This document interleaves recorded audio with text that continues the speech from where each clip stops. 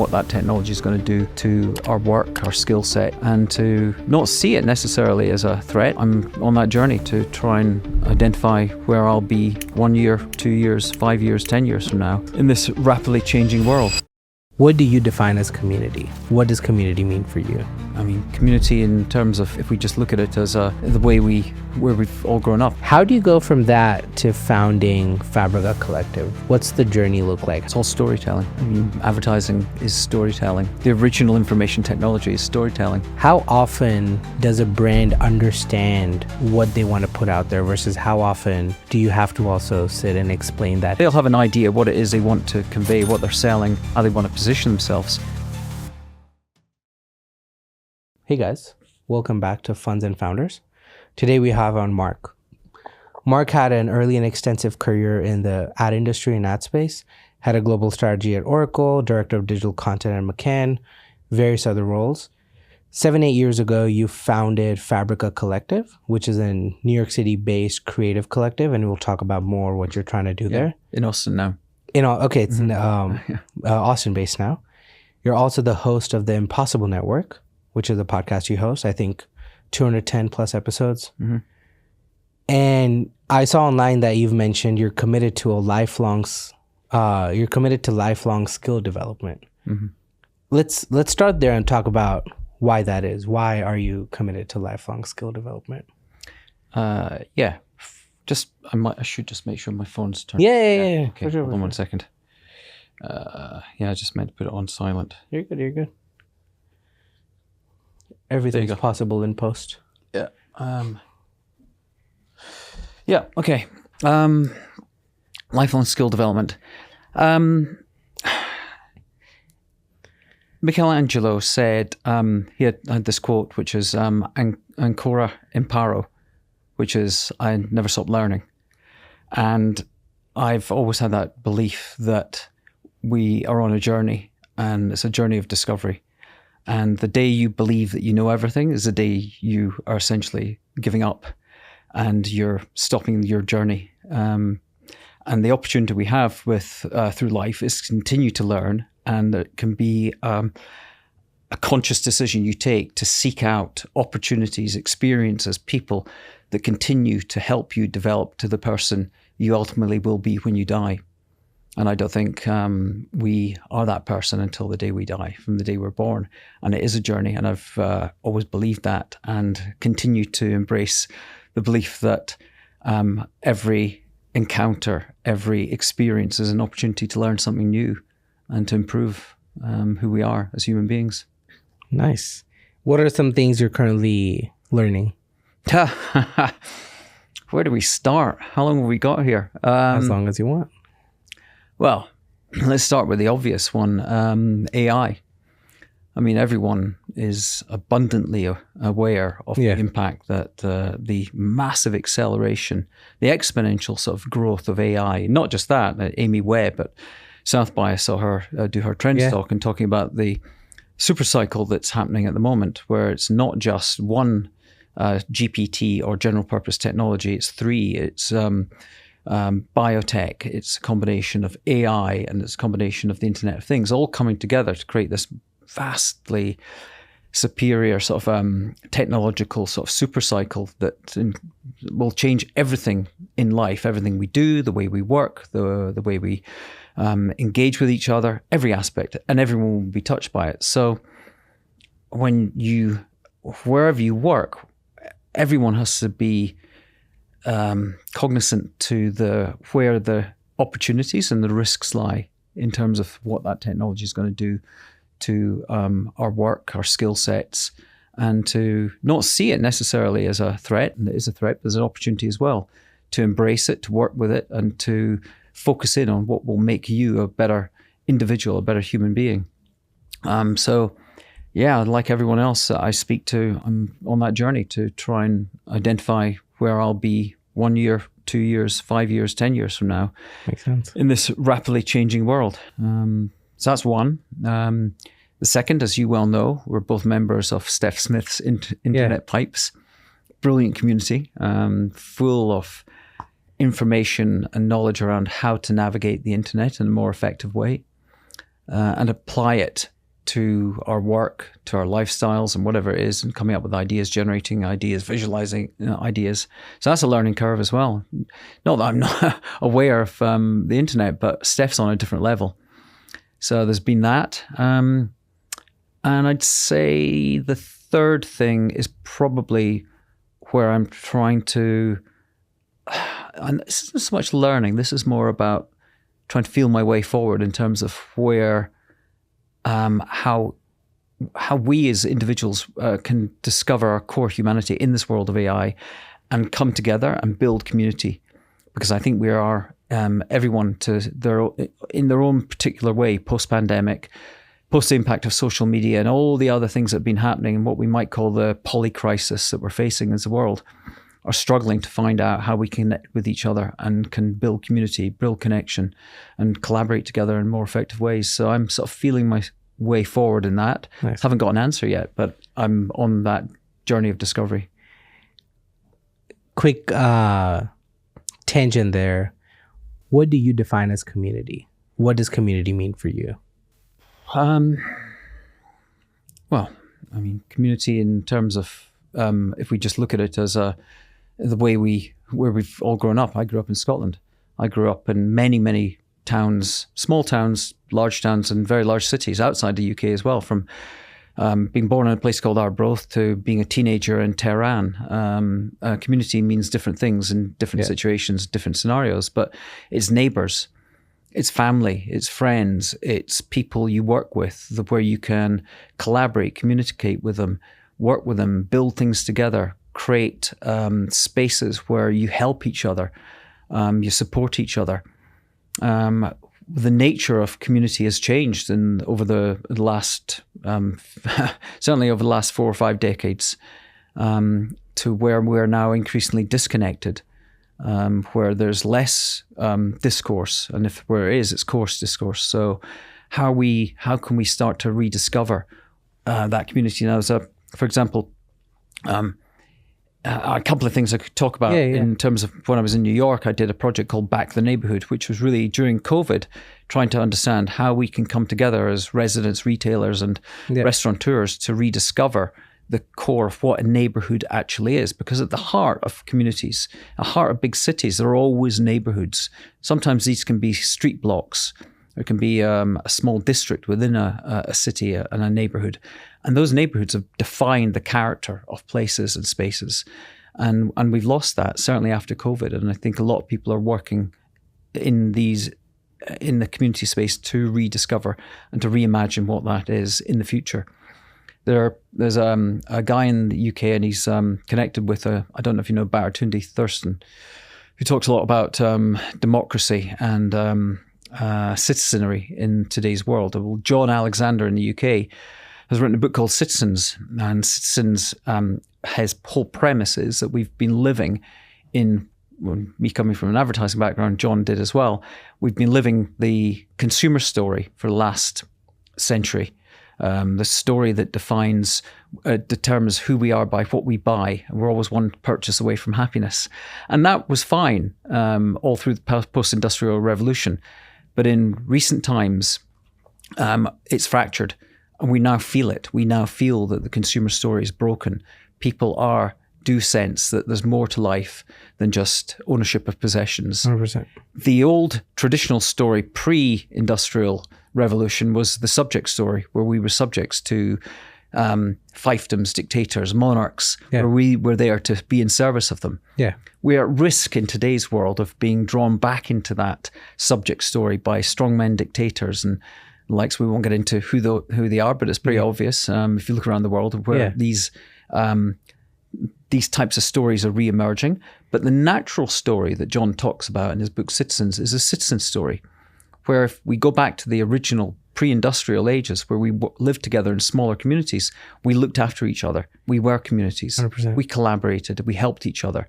We exchanged goods and services. There were support networks, whether it would be family and extended support networks. He believes that in this post-industrial,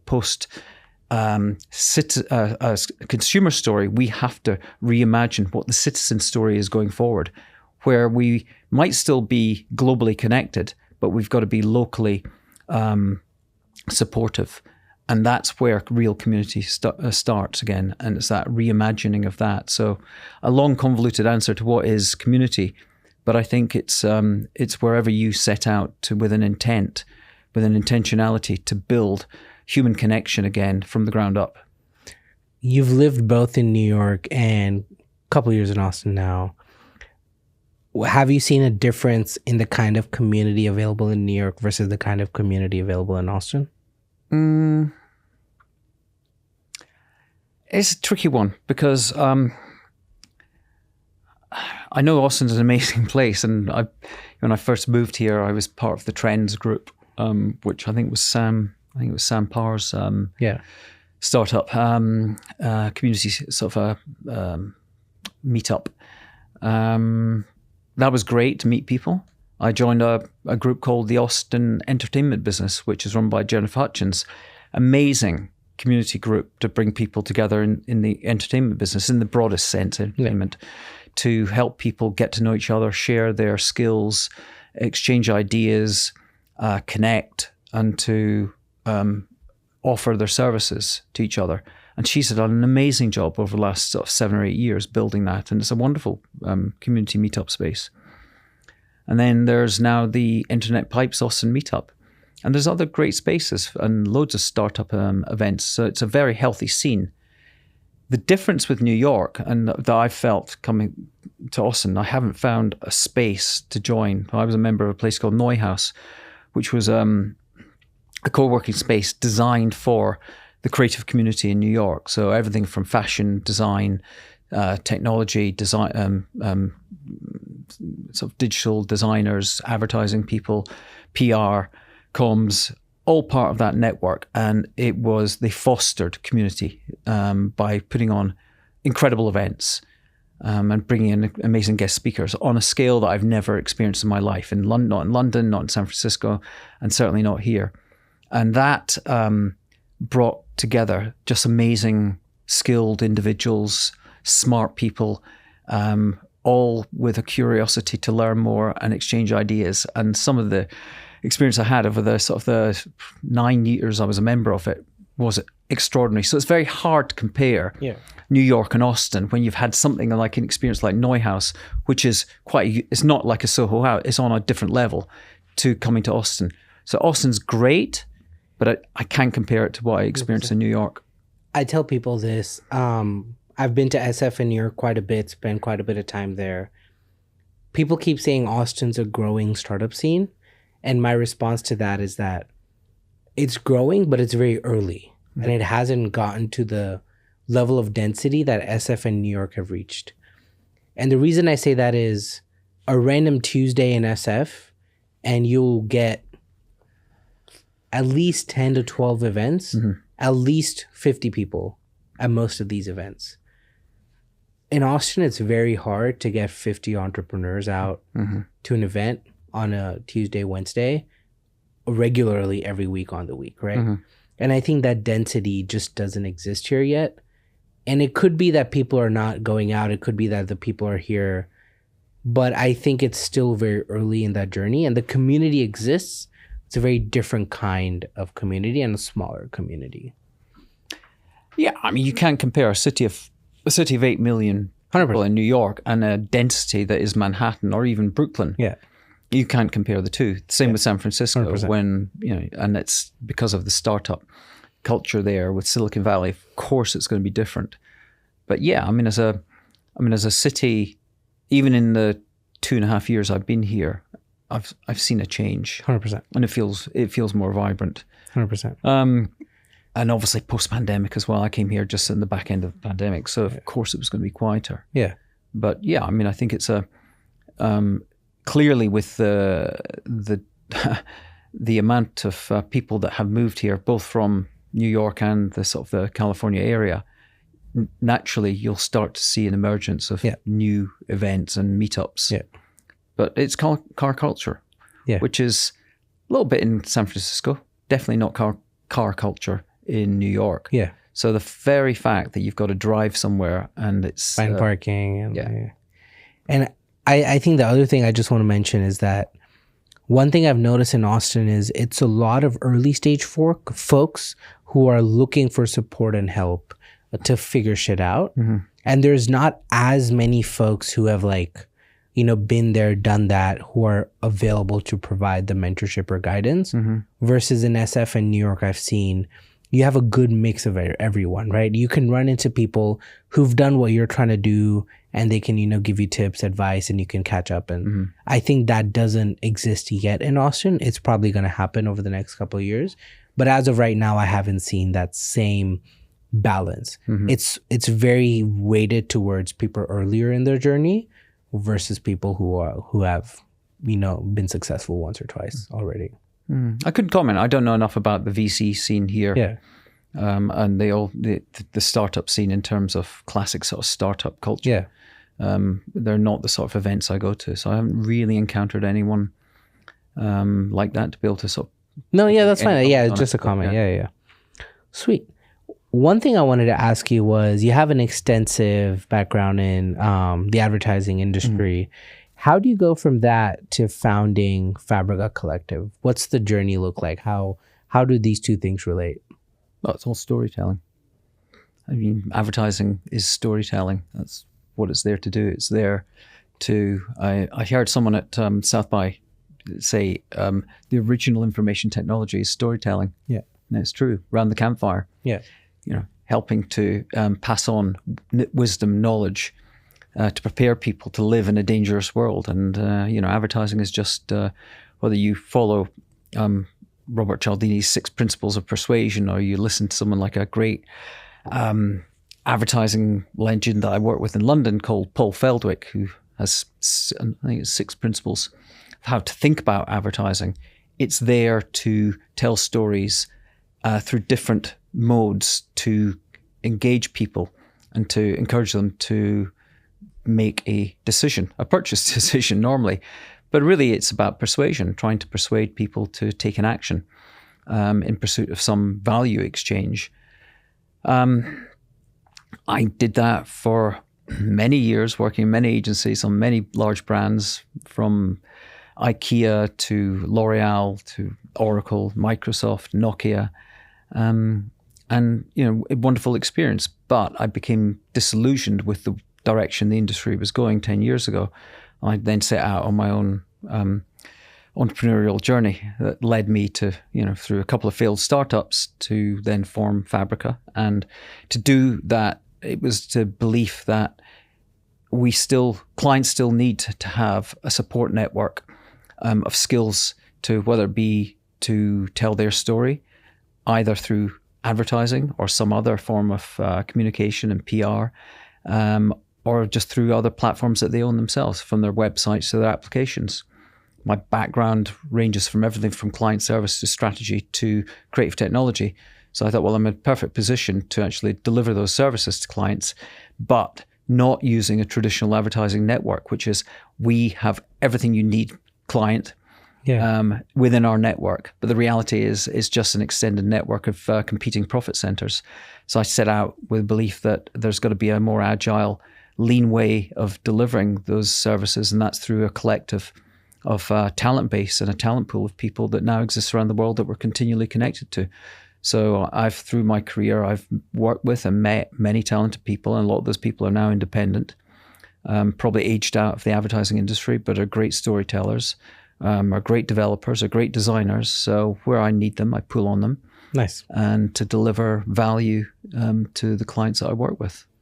And that's the journey I'm on. I still stand by that. And I think going forward in the world of AI, you're still going to need human talent. So I've got to reimagine now what that looks like in the next 5 years, not what it was 5, 6, 7 years ago. Nice. How do you pick and choose talent, storytellers for a particular project? How are you determining what skill set is right for a particular client's needs? Well, if you're really practical, it comes down to usually the budget they've got. Yeah. So, you know, if your client's got a very small budget, then, you know, you end up ultimately, you will get what you pay for. Yeah, I mean, that's 100%, just the reality. 100%, yeah. but it's understanding the specific need. I mean, if it's if it's going to be a 60-second or a 30-second commercial, then it's a different set of skills than if someone needs some social media ads delivered in preparation for an event they might be doing in Las Vegas. Makes sense. That have to be put out on their social media feeds.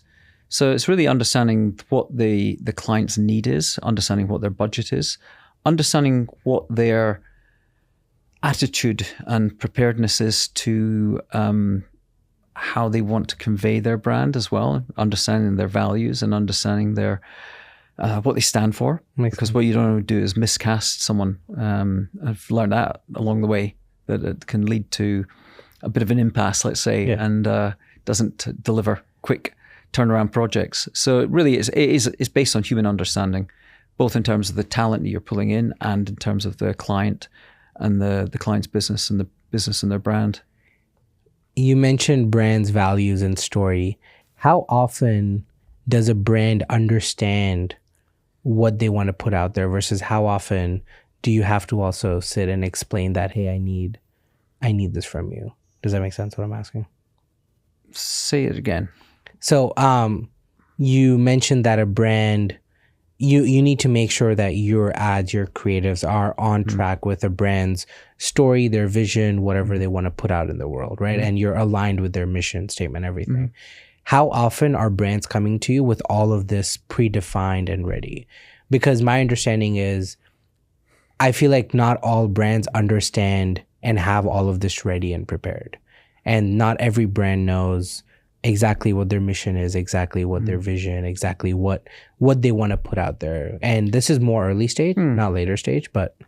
Yeah, I mean, it depends. I mean, if you're working with a large Fortune 500, Fortune 100 brand, even they can be going into, let's say, a campaign period for the next year, and they need their brand, their planning, and their strategy defined. Yeah. Now, they'll have an idea what it is they want to convey, what they're selling, how they want to position themselves.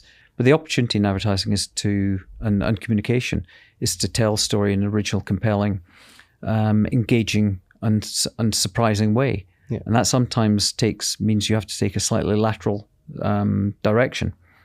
So even clients that understand their brand, their values, what they think their core proposition is, what the message they want to get out, still, even then, there's usually a significant amount of dialogue and discussion and debate around the strategic and the creative implementation of that. When you're dealing with a smaller company, whether it be a mid-sized marketing technology company, or whether it be independent, let's say, importer of goods and services that then sell them on in a B2B space, or it be just a technology startup, clearly they'll probably not be as sophisticated when it comes to understanding what they're having probably not gone through the same rigor that a Fortune 500 brand will have around their brand, their mission statement, their vision statement, their core values. So sometimes that does involve significant amount of conversation around it. But at the end of the day, it'll just be down to a founder and knowing what they're like and how they want to convey their message. So sometimes you just sidestep that and you simply just understand what it is they want to say and how they want to convey, and help them in that packaging of that message and that communication, whether it be for a website or whether it be for some social media communications. Makes sense. Has the journey of creating the Fabrica Collective been smooth and easy throughout? Has it been all bells and whistles of you started and you're landing clients right away and you're creating talent pools, or has it been a rocky journey? I wouldn't say it's been easy in any way. No, I will say that I've been in a fortunate position because I've just got a very good network. Yeah. And most of the work that I get comes from word of mouth. Very rarely, maybe only on a couple of occasions, it's come through people outreaching through the website. Yeah. Fortunately, when we've had clients and we've done work for, particularly in web development or application development, they've found out who have who's built it, and then we've had people outreach to us in that way. But I'd say that it's been. I mean, I did this startup before Fabrica called Pundit Club back in 2015. Learned harsh lessons of how not to do startups. A bad founding team with no unified vision, launching too early. Then now they always say if you think you've launched, what was the quote? Was it Paul Graham about launching? About launching too early. I'm going to forget what it was. Anyway, we launched too early with technology that wasn't ready. Yeah. And when you're trying to get product market fit and you're at angel stage with a team that don't actually have a unified vision as to where you're actually going, it's a recipe for disaster. Yeah. I experienced that firsthand, and also dealing with the issue of sunken cost bias as well. So I learned some harsh lessons along the way there, which helped me then sort of think about. Now that was obviously a social gaming app, chat app for football fans, as in soccer fans. The real football. Yeah, real football. Very different when you're actually sort of doing an agency sort of structure. Yeah. So, yeah, I went into it going, I don't want to build too much too soon. I want to test out to see if there's a market for what I'm actually doing, because you make an assumption that a lean, agile network of talent that you can pull on would be something that logically would make sense to people. But often clients want the reassurance of a nice office space, name above the door, and seeing people turn up to meetings. Yes. So early on, there was a difficult time trying to find I'd say clients that would be open recurring revenue.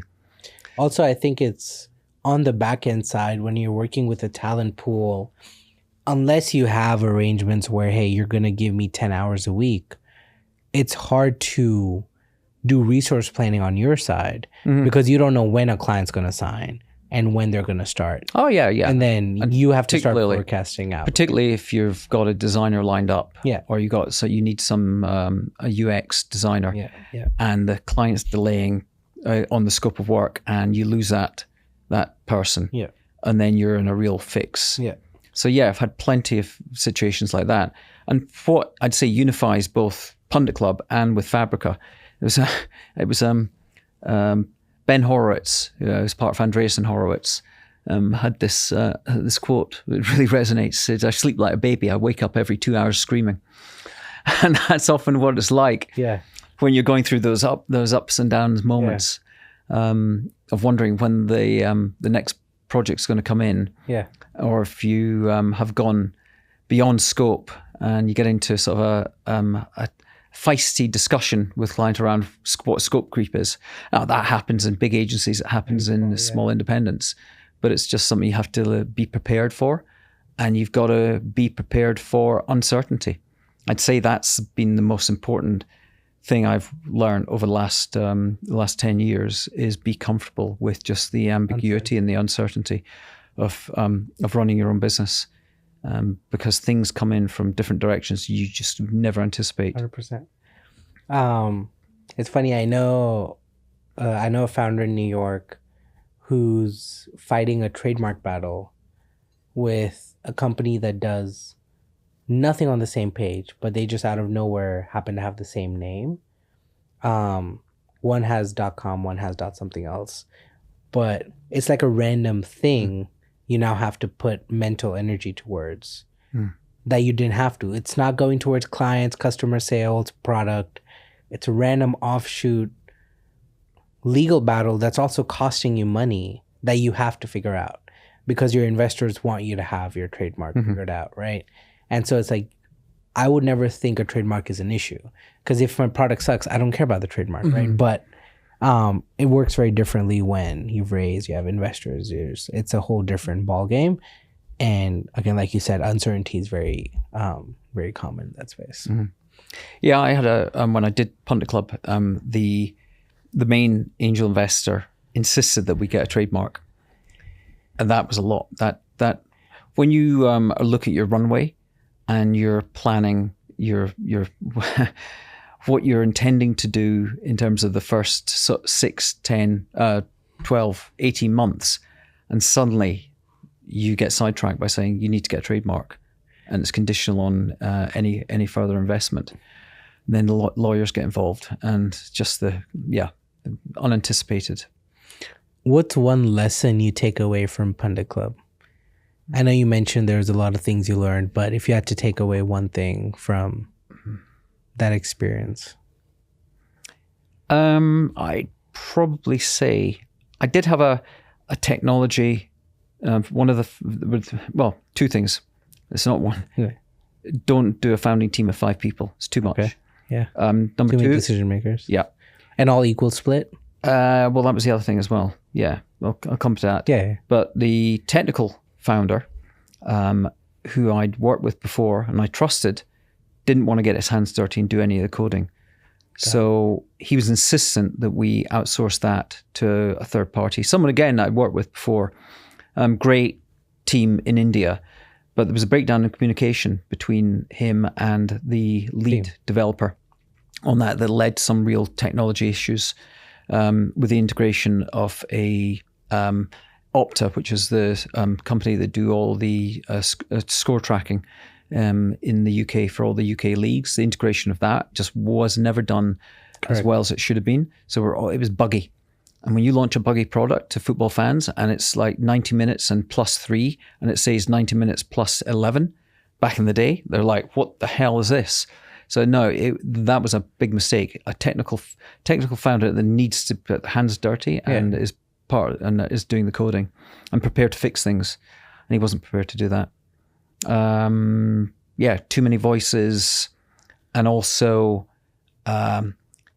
inexperienced one founder that thought that it was their idea and their initial idea, and they thought that initial idea had equity value.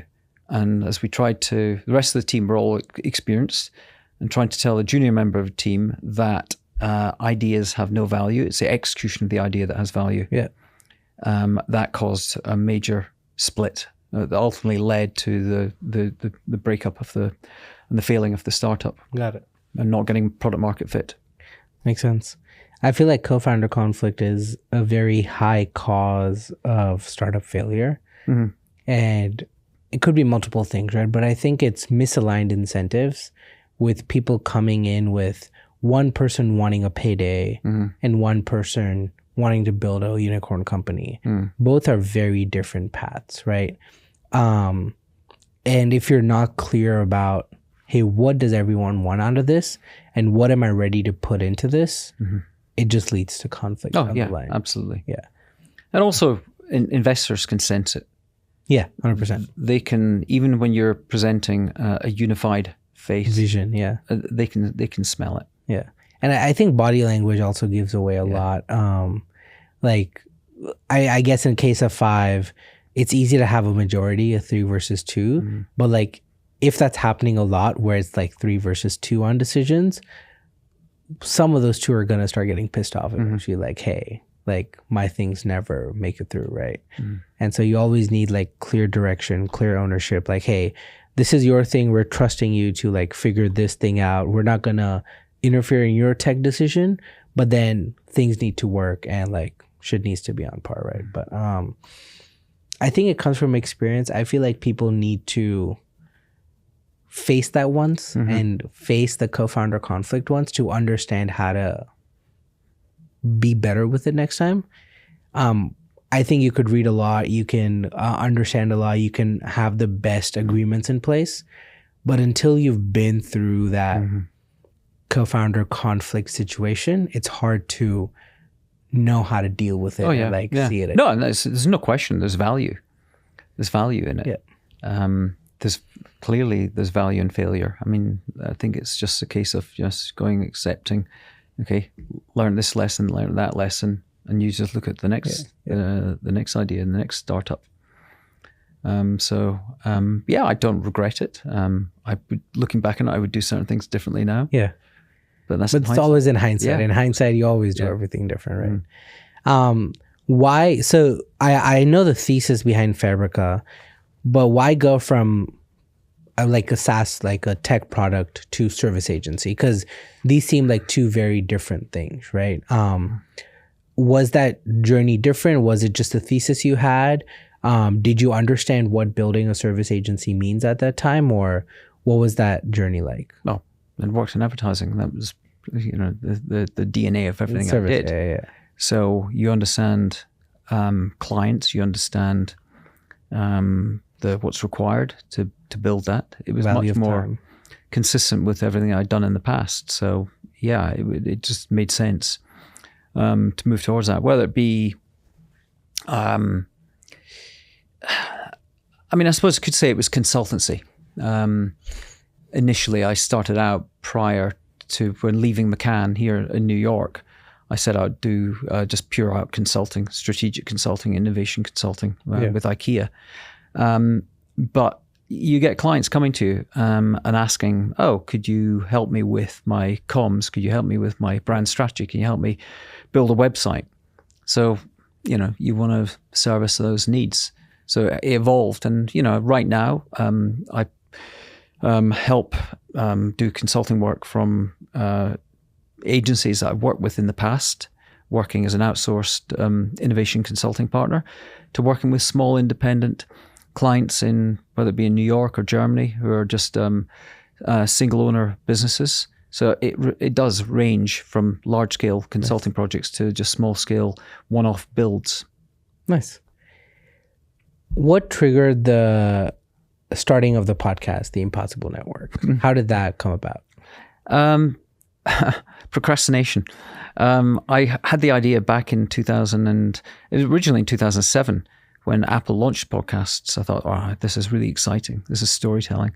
And then didn't do anything with it. And then 2013 had the idea to launch one when I left McCann.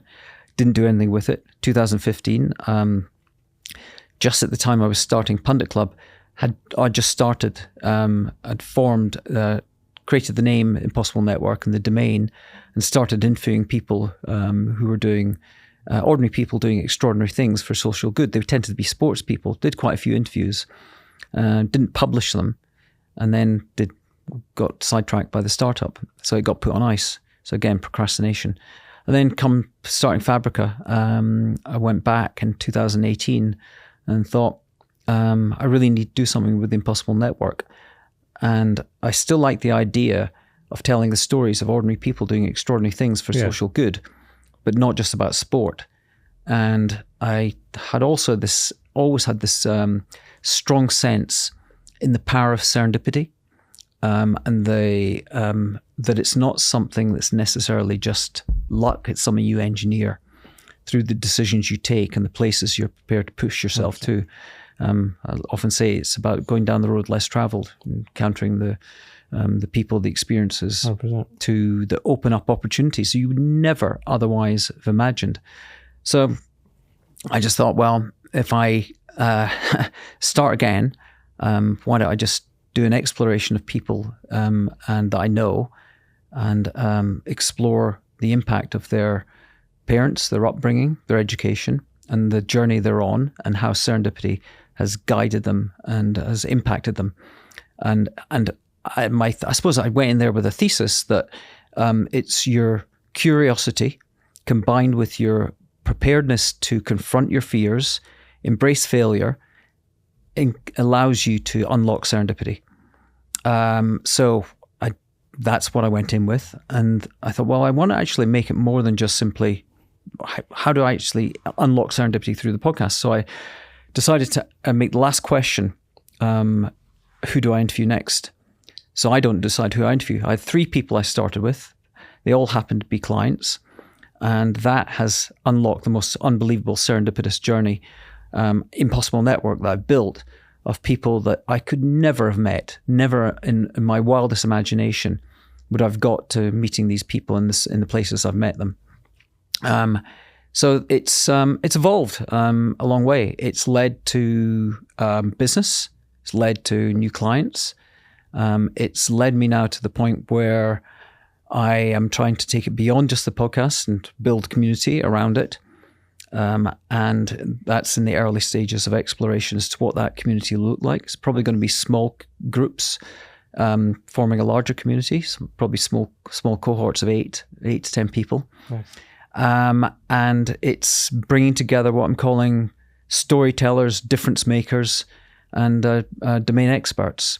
They tend to be the people that I interview, just serendipitously. Yeah. And these people all tend to be, again, and it's the serendipity, they tend to be working on areas to impact some positive change in the world. So without actually actively going out seeking these people, they tend to be the people I meet. And it's pretty inspiring. And I have begun to then connect these people together, post their podcast interviews, to engineer what I'm calling random collisions. Nice. So by bringing together people like John Alexander with Caroline Arditi, a French woman doing really interesting work in the social space with John and his belief in the future of citizens, what happens when two people with equal passions, but where there's some sort of crossover, what happens when they connect? Where does it lead to? So these random collisions I'm trying to engineer, Nice. I'm engineering, is the direction I'm taking the podcast. The podcast will still continue, but it's a means to an end. Makes sense. A random logistical question. When a guest recommends, hey, here's who you should interview next, is it someone they know and they can make an intro to, or is it just a... Always someone, I like literally the one I'm editing. I was editing earlier today. A woman called Lauren Hugg, who's based in Denver. She recommended an author, and I went, well, you need to make the connection. She said, oh, I don't know him. And said, well, okay, I will go out, and because you've mentioned him, I'll go out and try and connect, and usually through some degree of separation, you get to that person. But I said, you still need to give me someone that you know, that you think would have an interesting story that needs to be told. So yeah, it's you. It makes sense. Yeah. Makes sense. Yeah. So no, because I love that idea. I love that idea of asking folks, because I fundamentally believe that every connection is just like, everyone you want to meet is like one connection away from like making that intro to you, and it's just a matter of how do you make your rounds? How do you get there? How do you get that person to make it? But that's not, I like that tactic. If you had to highlight just one story that stuck with you, 210 episodes is a lot of episodes. I would say I'm only 22, 23 episodes in, and I feel like this is so much work. 210 episodes is a lot. If you had to pick one thing that stuck with you throughout the 210 episodes, whether it's a story, a moment, an interaction, what's one story you would mention? That's such a hard question. Yeah.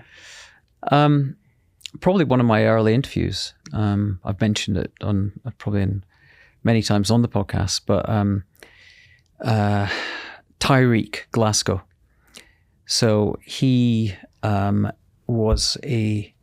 he ran a corner, like from The Wire in South Philly, a dealer on the streets in an area called Point Breeze. Yeah. Anyone that knows Philly knows that's not an area you want to really be hanging around late at night.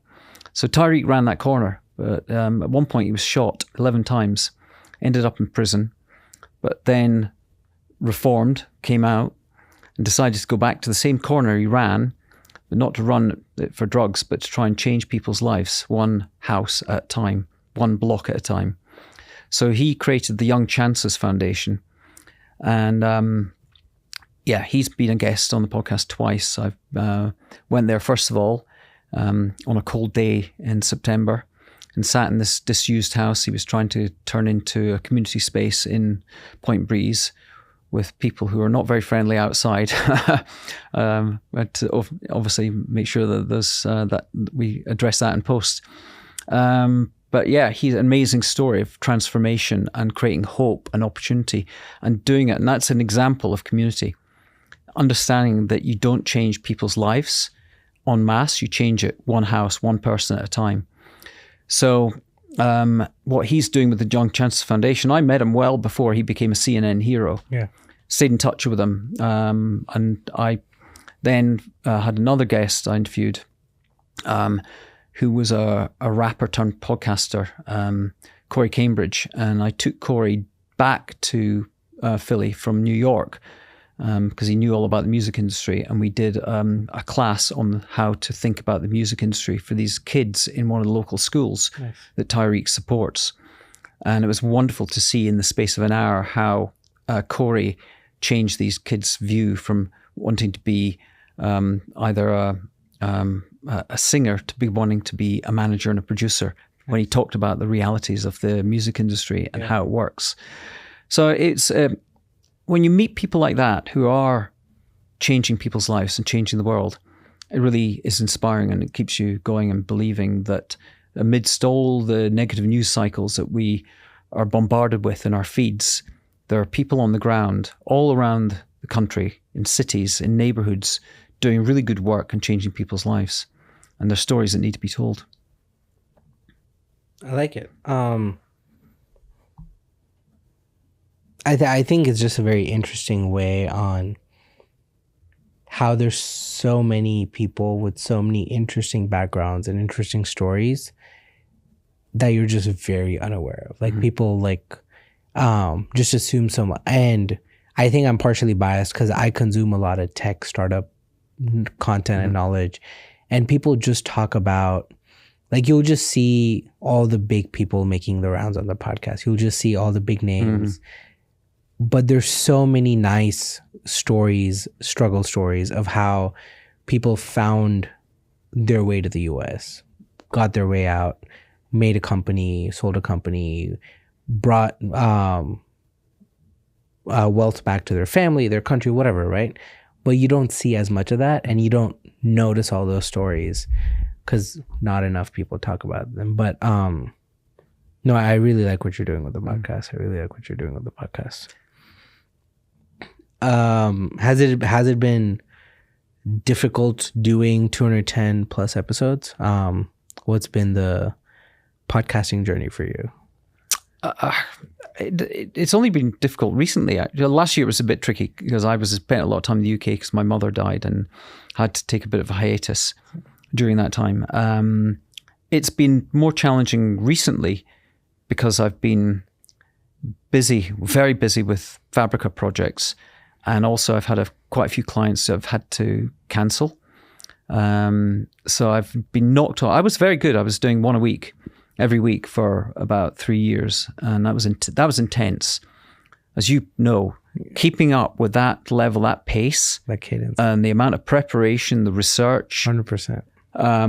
The editing, the social media. Now it has got easier with tools like Descript and with AI. It is becoming easier. And faster to turn things around. I mean, it's I'd say it's being disciplined also, and it's saying it's like training. It's like going to the gym and saying if you don't do it, it's very easy to get out of the habit. So I will admit at the moment I am struggling to get back into that weekly rhythm. Like say I'm editing one today. Also, it is just a case, I don't know why, I've never encountered it before, that people said, oh, I have to push it back. And that is frustrating because that then also leads you to go, okay, then I'll just leave it this week. But people get used to having weekly drops and you see a difference in the numbers when you're not delivering every week. So that's a challenge. What else? And are you doing all the post-production yourself right now? When I've been in New York, I was doing two. I also had another podcast I was working on with a client in New York called The Raw Hospitality Show. And that was all done, filmed in person at Neuhaus. So when I was doing that, I was outsourcing both the editing, that was video, that one. Mine was just audio at the time. I was outsourcing that to a guy in Serbia, a great editor, and also a Ukrainian as well, for the film editing. But my friend and editor in Serbia, he had a family health issue with his wife and had to sort of stop. And that coincided with Descript getting to a point where I went, you know what, I'm pretty comfortable with that. I hated myself when I had to do editing myself on Audition or anything in Premiere Pro, but I'm very comfortable with Descript now. Nice. So I'm pretty much doing all the editing myself. Descript also has like a text to video edit now. Yeah, it does. Right? Yeah. So the reason I ask is I'm working with these podcast guys who emailed you. They do everything for me on the back end. Even with just booking a guest, researching, and coming in studio, I do nothing after this. After this, it's all them. And that itself is a lot of work. Yeah. And I don't think I would be able to do a weekly cadence if I had to edit the episode, put the intro, outro on the book, do the shorts, put them on social. And we're only doing YouTube right now.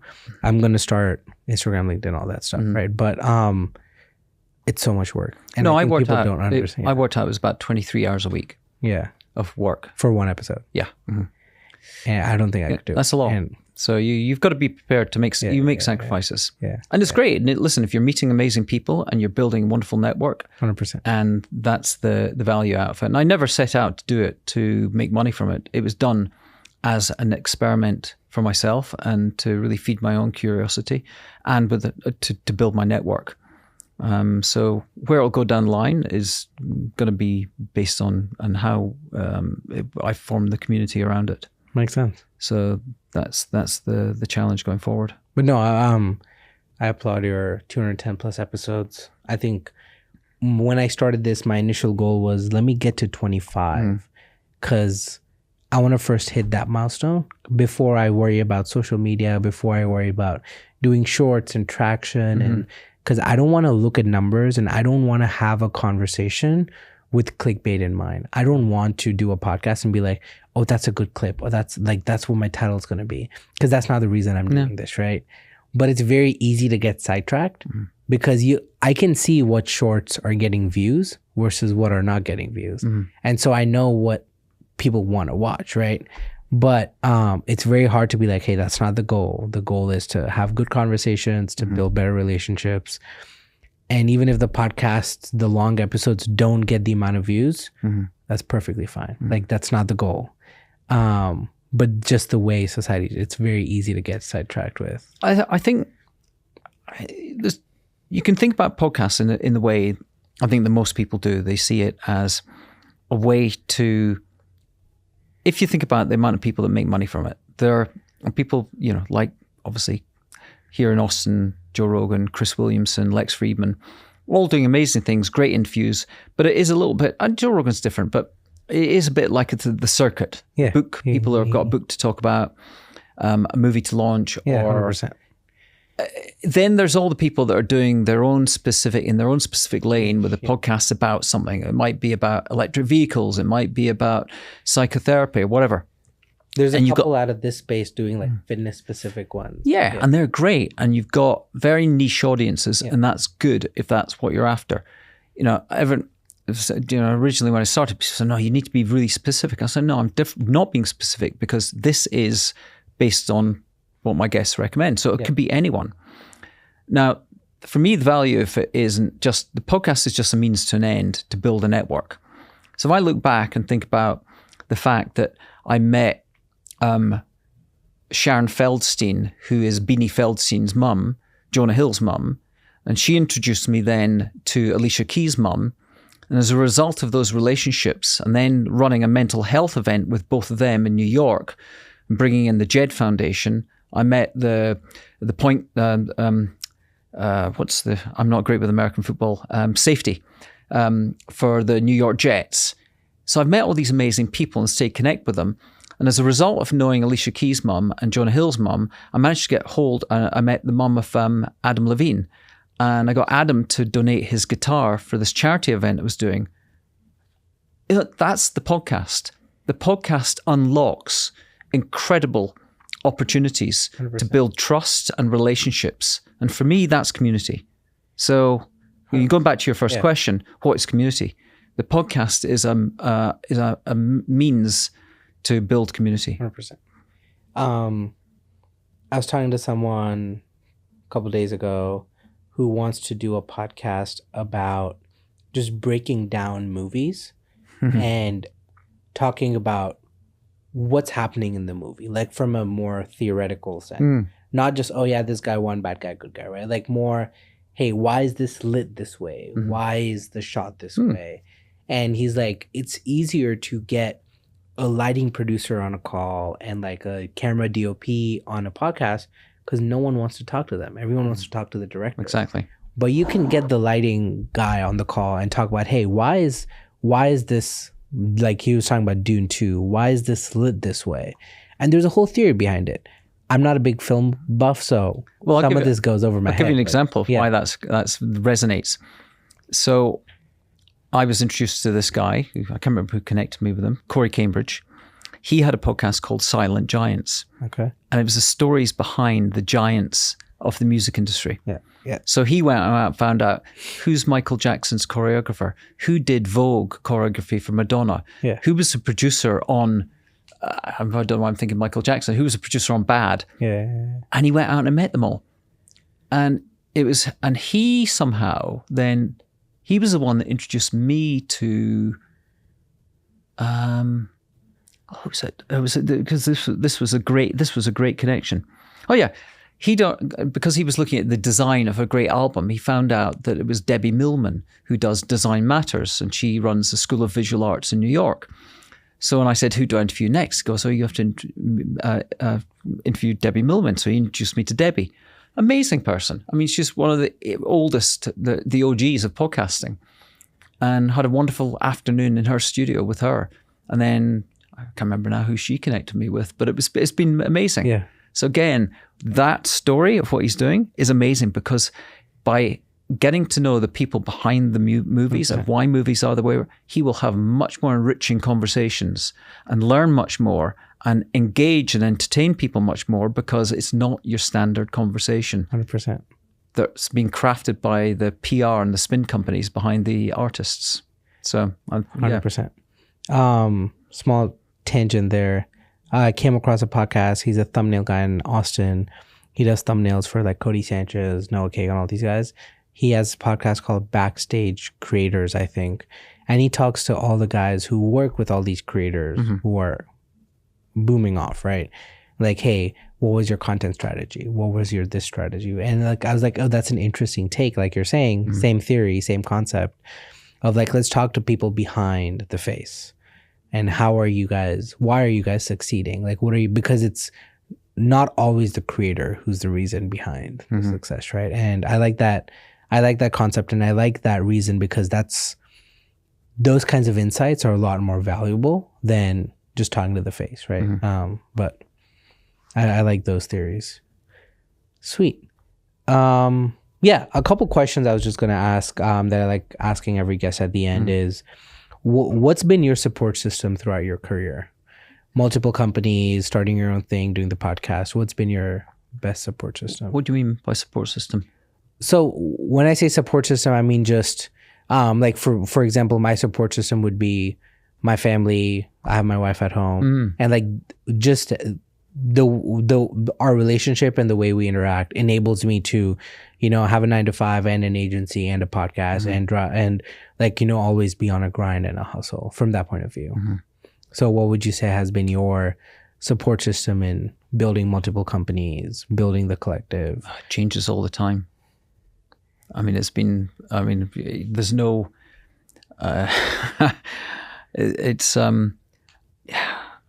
obviously I live in Austin, I live in New York, I live in San Francisco, my family are in Scotland. I've been married, I've been divorced, I've multiple relationships, I've worked in big agencies, I've done consulting work, I've had my own business, I've had my own failed startup, I know many people and many friends. So I'd say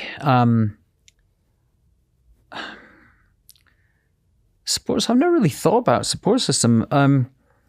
I'd say it's more fundamentally, it's about having, to build on what you said, yes, having good friends that will be honest with you and call out bullshit is really important. Yeah. And be prepared to listen to them. That is universal, I think. I'd say remaining fit has always been absolutely critical to everything I do, and having energy. I'd say I've been fortunate through most of my life not to have been required a lot of sleep, but now it's increasingly important that I track it through my Whoop band and my Apple Watch or whatever device is the flavor of the day. I'm much more conscious about my sleep patterns now. My diet's always been really important. Nice. But I've also had a healthy consumption of red wine. So, So are you looking forward to Napa Valley? Well, yeah. Well, it's actually Petaluma, and we'll be on a winery for 4 months. So, Okay, nice. I might end up an alcoholic. Yeah. But no, I mean, in all seriousness, friends and family, knowing that they're always there for you, having your back. It's just really a good diet, a good, healthy fitness regime. And being, I think it's also going back to what I said earlier. It's having I think fortunately, your upbringing is really important.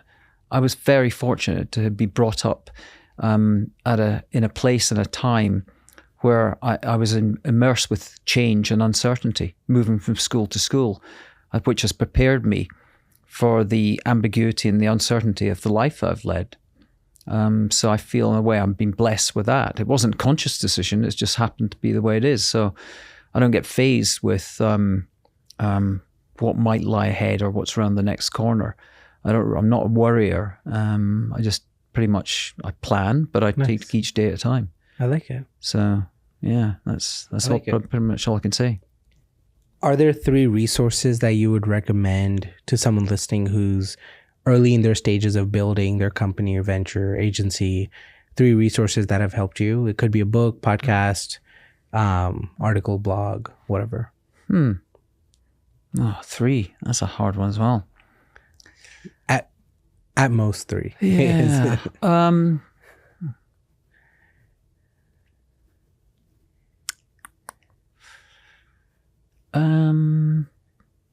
What's helped? Well, I do think now I don't want to say something that's been said so many times. I mean, the 1,000 True Fans by Kevin Kelly is a classic blog post. I think you're the second person that's recommended that. Yeah, it is very good for anyone that's thinking about building something that you need to get to scale. So just you and your podcast, 20 odd episodes in, all you really need are those 1,000 people. 100%. Whether it's for your newsletter or whatever. And I think that is an important thing to think about, particularly in the world we live in, that everyone's chasing scale. So that's one. I think Tim Urban, his Wait But Why blog is an amazing inspiration of just long form, incredible content. And I think it was, I think Tim Ferriss, when I first discovered it through him, was the great post called The Tail End, which helps you think very differently about life and family and the value and the impact of it. So that's, though my family would probably say they haven't taken it seriously because I'm across here when they're in Scotland. But yeah, they could call me out on that one.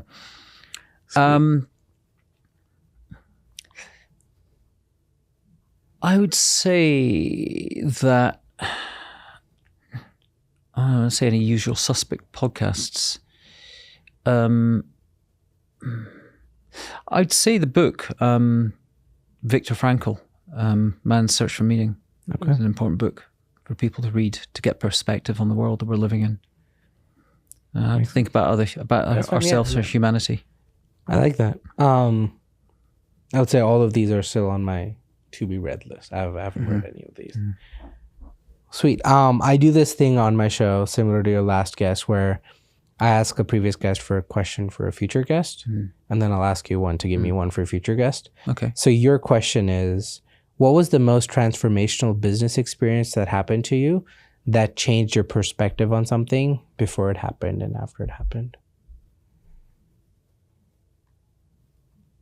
Before it happened? That doesn't make sense. No. So, what was the most transformational business experience that happened to you that changed your perspective on something after? Yeah, after. So, So you had a perspective before, and then now your perspective after this changed because of this. Yeah.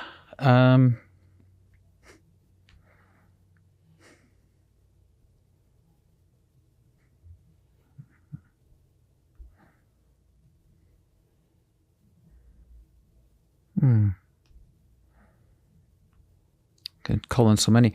I would actually say leaving McCann, it was a classic political stitch-up.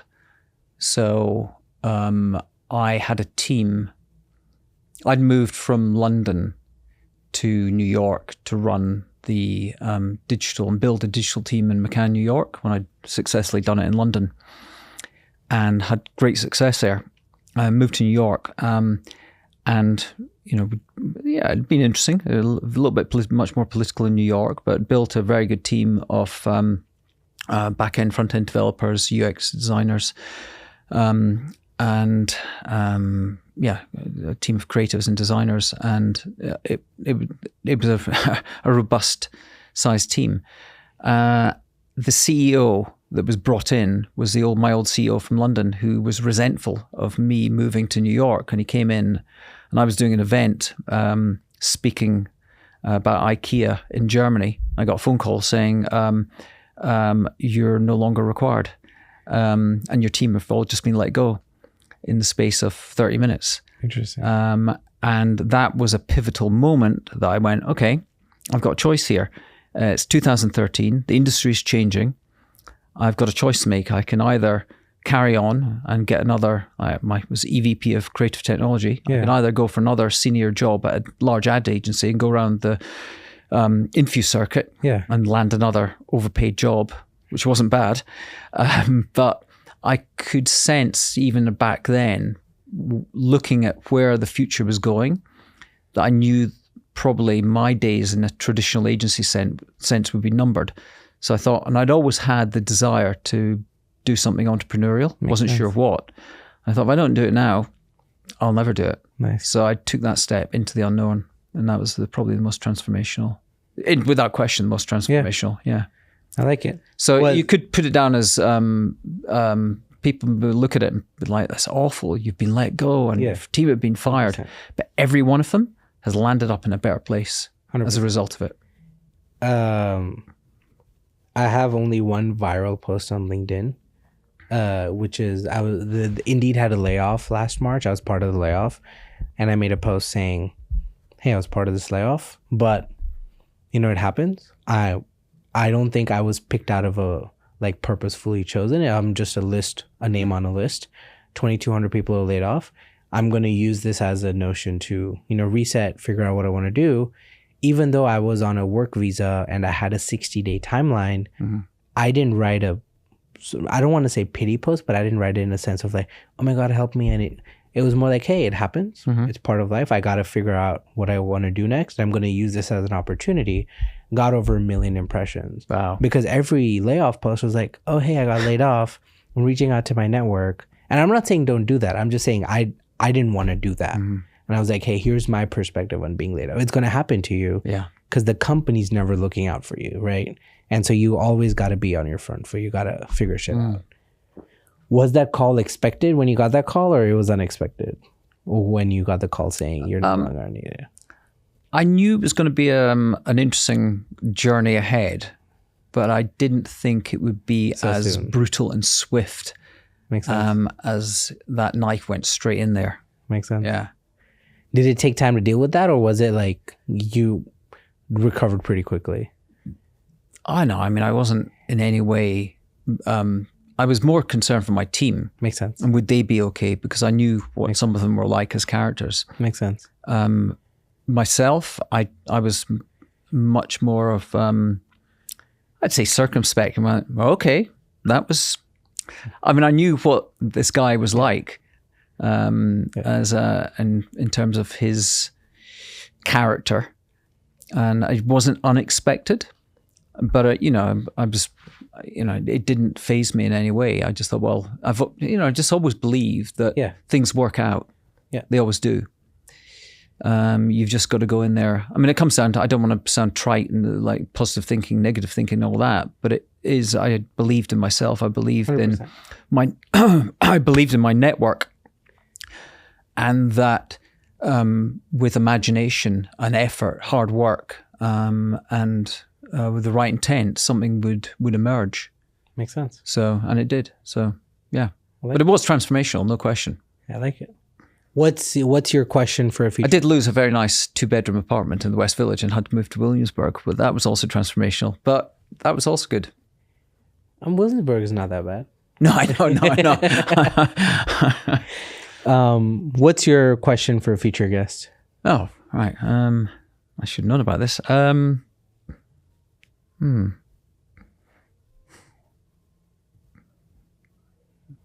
I'll ask the question I ask all my guests now for the first question on the podcast. What is it that makes you fundamentally human? Okay. I like it. That's all I had for you. And it can't be what they do. It has to be what is it that makes them human? So it's got to be about who they are as human beings. Like a trait or characteristic. Yeah. Makes sense. People struggle with that question because it's easy to say what they do or where they come from. It's very hard for them to say, who are you as a human being? Makes sense. So that's the question. I like it. They've been getting very deep lately. So I'll see how my guests react. Yeah. But thank you for coming on. That's all I had for you. Thank you very much. Where can listeners reach out, see what you're working on? What do you want to plug? What can we link for you? Go to the Impossible Network podcast on either on YouTube, Spotify, or Apple. We'll link everything. Yeah.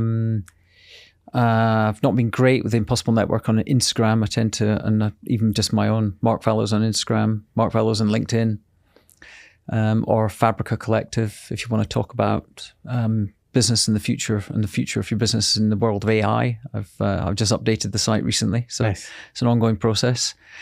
Yeah, LinkedIn, Instagram. I don't use Facebook. YouTube, obviously, could do with a few more subscribers. Nice. Sweet. But yeah, we'll link everything.